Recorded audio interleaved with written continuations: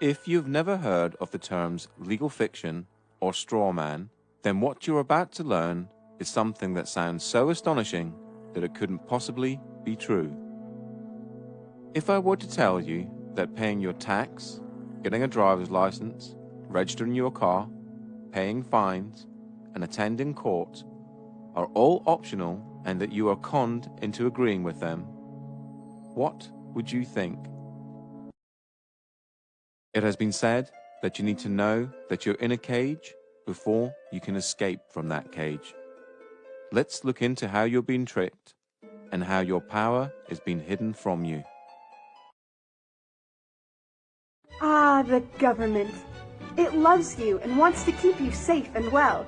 It even wants to make paying taxes, fines, and court costs easier for you. How? Well, you'll need to meet your straw man. Your straw man is a fictitious legal entity created at your birth through your birth certificate and the registration of that birth. Here is a definition of straw man. A front, a third party who is put up in name only to take part in a transaction. Nominal party to a transaction. Black's Law Dictionary, 6th edition. The term is also used in commercial and property contexts when a transfer is made to a party. The straw man, simply for the purpose of retransferring to the transferor in order to accomplish some purpose not otherwise permitted. Barron's, 3rd edition. The straw man is an artificial person. The straw man was created by law shortly after you were born via the registration of the application for your birth certificate. The name for the straw man is your name in all capital letters. You will notice that the inscription on the birth certificate in your name is in all capital letters. The English language has precise rules of grammar that make no provision for writing proper nouns in all capital letters. So your name spelled with all capital letters is a fictitious name. Whenever a human being is born, there's two entities. One is the real entity, which is the human being, the flesh and blood, and the other is a legal fiction, a fictional entity that is nothing more than a piece of paper, the birth certificate. Again, we're duped into believing that these are one in the same, and so we're tricked into representing the legal fiction, the straw man, that birth certificate. So when people get fines and things like that, it's actually consulting the legal fiction, the non-existent entity, the corporate entity that is owned by corporations. You have any interactions with the bureaucracy, okay? They're not interacting with you, they're actually interacting with your legal fiction, because they can't deal with a flesh and blood human. Yeah, they have to deal with another corporation. When you start to break down the words that we use and you start to look at the roots of all these words and you actually look at where these words, what these words actually really mean, you start to get an idea of what's going on.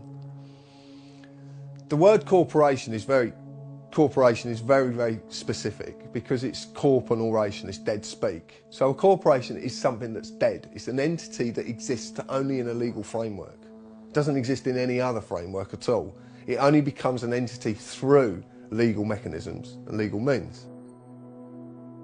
In essence, when you were born and far too young to understand, a company with your name was created through your birth certificate. When your parents registered your birth, they actually created a company and handed ownership of that company and you over to the state. It is important to remember that your parents were tricked and had no idea this was happening.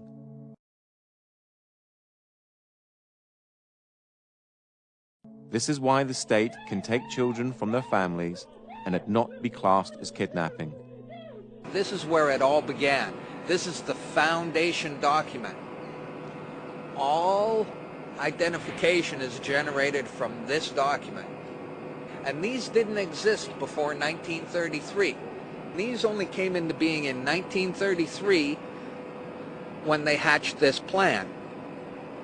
They created a corporate fiction with a name just like yours. In doing this, they registered and monetized the spirit and soul of a living being.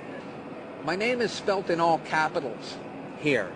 So's yours, so's your driver's license, your health card, anything you get from the government, your name is spelt in all capital letters. And when you use any government identification, you are identifying yourself as a corporation, and you are existing within the jurisdiction of corporate law. And just because you didn't know what you're doing, that's no excuse. It doesn't exonerate you from liability. There was a bankruptcy in 1933, and the central bankers came in and said, we have a mechanism whereby you can continue to conduct commerce even though you're bankrupt and there's no money. Pledge your citizens as collateral. That happened in 1933, the bankruptcy. And that, by no coincidence, is why these started to be issued in 1933. So you may be walking around thinking you're free and you have rights. But the bottom line is that you are owned, you're a chattel, you are a slave. And these people own you. And that's why they can do things to you against your will. Because you comply.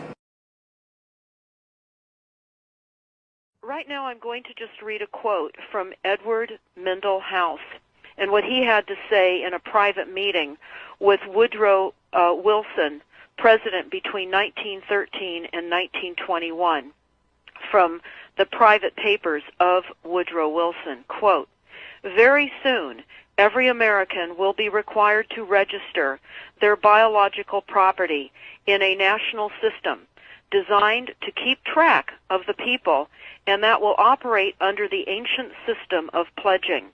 By such methodology, we can compel people to submit to our agenda, which will affect our security as chargeback for our fiat paper currency.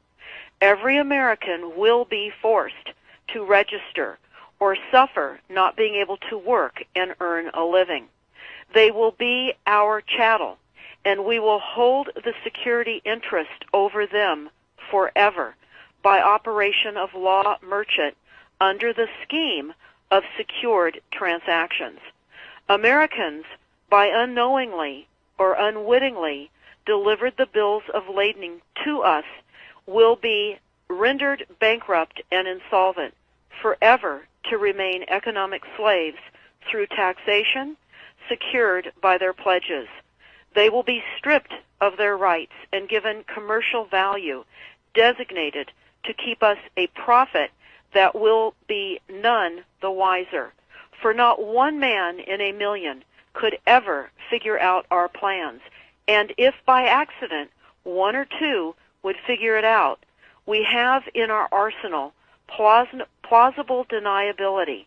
After all, this is the only logical way to fund government, by floating liens and debt to the registrants in the form of benefits and pledges. This will inevitably reap us huge profits beyond our wildest of expectations and leave every American a contributor to this fraud, which we will call social insurance. Without realizing it, every American will insure us for any loss we may incur, and in this manner, every American will unknowingly be our servant, however begrudgingly.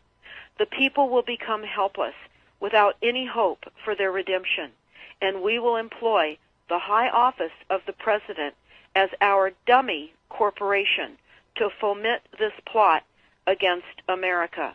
Having established plausible deniability, even if people become enlightened that they had a remedy and pursued it, the attorneys, judges, and legislators could claim that they did not understand the people's claims, especially if the technical requirements for achieving it were not followed pursuant to statutory requirements. Requiring the public schools to teach civics, government, and history classes out of federally approved, politically correct textbooks written by the publishing houses, owned by the owners of the Federal Reserve, would assure that the people would not discover the remedy for a long time, if ever.